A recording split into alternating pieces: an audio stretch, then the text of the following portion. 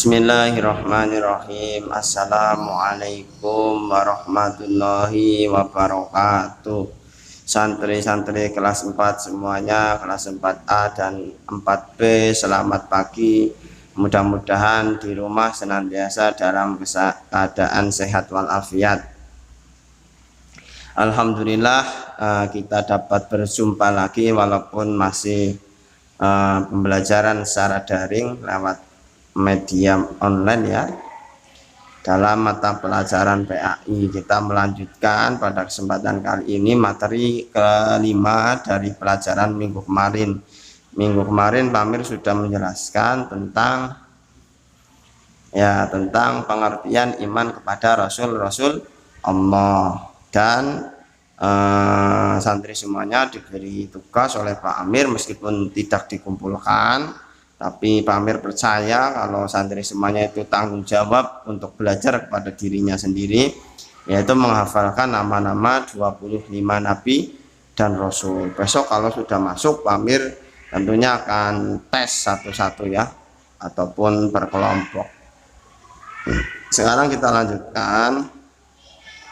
Setelah pengertian iman kepada Rasul-Rasul Allah, kemudian nama-nama Nabi dan Rasul 25 jumlahnya. Sekarang kita masuk ke sifat-sifat Rasul Allah. Sifat-sifat Rasul Allah itu ada 3. Pak Amir jelaskan dulu. Yang pertama adalah sifat jaiz. Ini santri semuanya jangan lupa ya, buka dulu buku paketnya halaman 45 dan siapkan buku catatannya, karena enggak semua materi yang Pak Amir sampaikan itu ada di buku, ada tambahan-tambahan yang memang tidak ada di buku. Sifat jaiz yang pertama, pengertian sifat jaiz adalah sifat yang boleh bagi Rasul. Jumlahnya hanya ada 1. Sifat jaiz bagi Rasul Allah, pengertiannya sifat yang boleh bagi Rasul, jumlahnya hanya ada 1. Santri semuanya bisa lihat di layar HP ya, atau layar laptopnya masing-masing. Al-a'radul basyariyah. Al-a'radul basyariyah, yaitu sifat-sifat kemanusiaan. Jadi Nabi dan Rasul Allah punya sifat jaiz, sifat yang boleh bagi mereka, bagi Nabi dan Rasul, yaitu al-a'radul basyariyah, yaitu sifat-sifat kemanusiaan.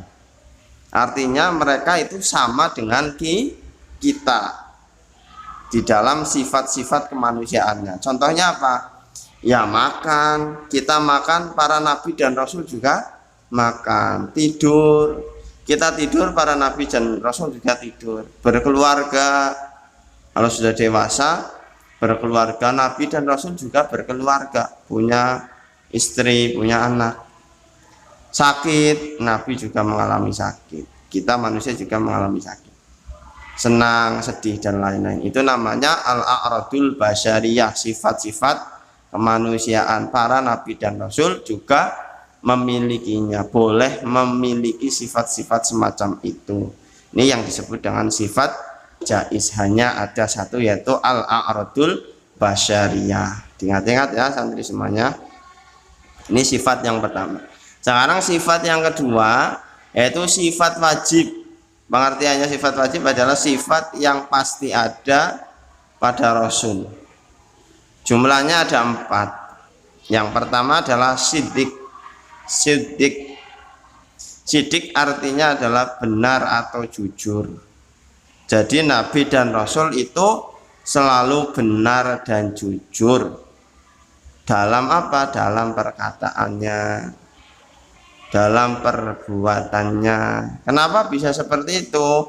Karena mereka ketika berkata dan berbuat selalu didasarkan pada firman atau wahyu dari Allah Subhanahu wa ta'ala, sehingga perkataan dan perbuatannya selalu benar. Ya, kalau Nabi kita, Nabi Muhammad SAW, berarti dibimbing oleh Al-Quran dan hadis. Kita sebagai umatnya Nabi Muhammad SAW, maka juga harus berusaha sekuat tenaga atau semampunya agar dapat meneladani Nabi Muhammad Shallallahu Alaihi Wasallam. Yang kedua adalah amanah. Artinya amanah adalah dapat dipercaya.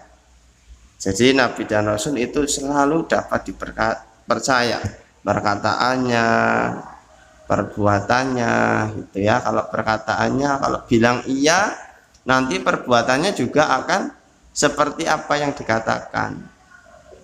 Misalnya kalau kita diberikan amanah misalnya oleh ayah kita, dikasih sepeda agar digunakan untuk yang baik-baik, untuk belajar, untuk olahraga dan seterusnya, tapi seringkali kita bisa jadi tidak amanah dengan menggunakan sepeda kita misalnya untuk trek-trekan sepeda gitu kan, nanti yang bisa menyebabkan kecelakaan sepeda, nanti bisa luka-luka, berdarah, patah tulang dan seterusnya. Itu namanya kalau seperti ini diberi amanah oleh ayah berupa sepeda, tetapi kita tidak amanah karena tidak sesuai dengan apa yang diamanahkan, yaitu untuk yang baik-baik. Kalau Nabi tidak mungkin tidak amanah. Selanjutnya adalah tabligh. Tabligh artinya menyampaikan. Nabi dan Rasul pasti menyampaikan apa yang disampaikan, yaitu wahyu atau firman dari Allah Subhanahu wa Ta'ala. Kalau Nabi kita berarti Al-Quran dan hadis, pasti disampaikan kepada yang hidup sezaman dengan Nabi kita Muhammad SAW, pada sahabat-sahabatnya, nanti turun-temurun dari sahabat ke sahabat, ke sahabat, ke ulama, ke kiai, sampai nanti kepada kita, sambung menyambung dari Nabi sampai kita. Itu adalah tabligh. Tidak mungkin para Nabi dan Rasul itu menyembunyikan firman Tuhan atau kitab sucinya. Nabi kan masing-masing mempunyai ya. Nah, itu tidak mungkin disembunyikan, pasti disampaikan kepada umatnya masing-masing, karena setiap Rasul itu pasti punya umat. Kita sebagai umatnya Nabi Muhammad. Yang keempat yaitu cerdas. Cerdas atau disebut juga dengan fatonah. Ini Pak Amir belum tuliskan ya, mohon maaf. Fatonah atau cerdas. Maksudnya cerdas ya tidak idiot, pikirannya tidak idiot, berpikirnya ya cepat, mudah memahami, solutif. Kalau ada permasalahan ditanya, nanti diberikan jawaban yang solutif, yang menyelesaikan masalah. Itulah yang disebut dengan cerdas atau fatonah. Oke, selanjutnya ya santri semuanya. Nah, ini terakhir. Selanjutnya yang ketiga tadi sudah sifat jaiz, sifat wajib. Yang ketiga adalah sifat mustahil. Apa sih artinya sifat mustahil? Adalah sifat yang tidak mungkin ada pada Rasul. Itu juga sama, ada 4. Pada dasarnya sifat mustahil itu adalah kebalikan dari sifat wajib.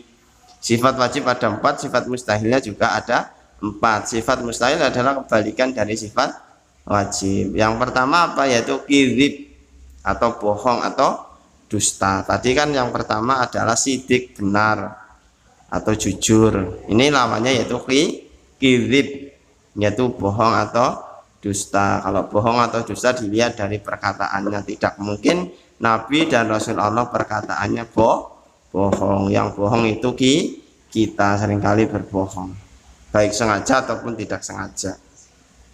Yang kedua adalah khianat. Khianat artinya tidak dapat dipercaya, yaitu lawannya apa? Lawannya amanah. Itu khianat. Nabi dan Rasul tidak mungkin berkhianat. Kalau diberikan kepercayaan misalnya oleh Allah berupa kitab suci, ya selalu disampaikan,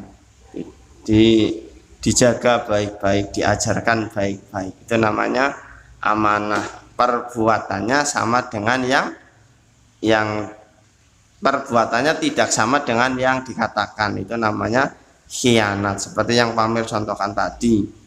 Kalau misalnya dikasih uang santri semuanya oleh ibunya, suruh buat beli buku, kemudian ternyata buat beli jajan, ini namanya khianat, tidak amanah. Yang selanjutnya yaitu kitman. Kitman artinya menyembunyikan. Tidak mungkin Nabi dan Rasul itu kitman, menyembunyikan apa? Menyembunyikan firman Allah ataupun wahyu yang diturunkan kepada mereka nanti berupa kitab suci. Tidak mungkin disembunyikan, pasti akan disampaikan kepada umatnya masing-masing. Yang terakhir adalah baladah. Baladah atau bodoh atau idiot. Tidak mungkin Nabi dan Rasul itu punya sifat baladah atau bodoh atau idiot. Itu tidak mungkin, mereka pasti cerdas. Seperti itu ya santri semuanya. Untuk pertemuan kali ini, pada kesempatan kali ini Pak Amir cukupkan. Ini ada 9 sifat ya. Ada 3 pembagian sifat, jaiz, wajib dan mustahil. Jumlahnya kalau dirinci ada 9. Silakan seperti biasanya santri semuanya, tugas belajarnya adalah menghafal 9 nama ini, 9 sifat ini ya. Jaiznya apa, wajibnya apa, mustahilnya apa, di dalam bahasa Arab itu seperti apa bunyinya, di dalam bahasa Indonesia artinya apa. Semuanya harus dihafalkan, tapi tidak perlu dikumpulkan seperti biasa. Karena kalau dikumpulkan misalnya berupa file suara atau video, nanti Google Class-nya cepat penuh karena batasnya itu 15 GB. Itu akan sangat merepotkan ketika sudah masuk kembali ke sekolah. Besok kan sebentar lagi mungkin akan masuk ya, meskipun menggunakan protokol yang sangat ketat. Nah itu akan Pak Amir tes satu-satu. Oleh sebab itu mau nggak mau santri harus menghafalkan. Di rumah sendiri cara menghafalkannya ya biasa, dibaca sampai 7 kali diulang-ulang. Sidik, amanah, tabligh, fatonah. Sidik, amanah, tabligh, fatonah. Seperti itu sampai paham, sampai hafal. Ya diingat-ingat ya, jangan sampai lupa. Harus tanggung jawab kepada diri sendiri untuk belajar. Kurang lebihnya mohon maaf. Terima kasih atas segala perhatiannya. Pak Amir akhiri. Assalamualaikum warahmatullahi wabarakatuh.